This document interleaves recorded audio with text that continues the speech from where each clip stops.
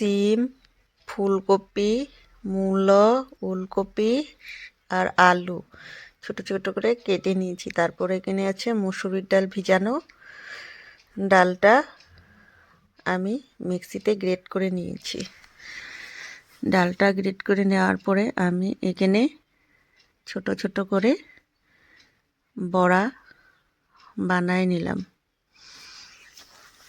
বড়া হয়ে গেছে। তারপরে আমি সবজিগুলোকে ভালো করে ফ্রাই করে নিব। এখানে আমি দিয়েছি হলদি, লবণ, মরিচের গুঁড়ো আর সবজি মশলা। একসাথে সবগুলি ভালো করে ফ্রাই করে নিয়ে আমি ভালো করে লাড়িয়ে নিলাম।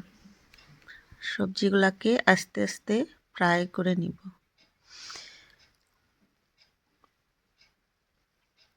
ভালো করে ফ্রাই করে নেওয়ার পরে এখানে আমি জল দিব। জল দিয়ে সবজিগুলোকে ভালো করে ফুটায় নিব। সবজিগুলো সিদ্ধ হয়ে গেলে তারপরে এখানে আমি সবগুলি বড়া দিয়ে দিব। বড়াগুলা অল্প দেরি রেখে নামাই দিব।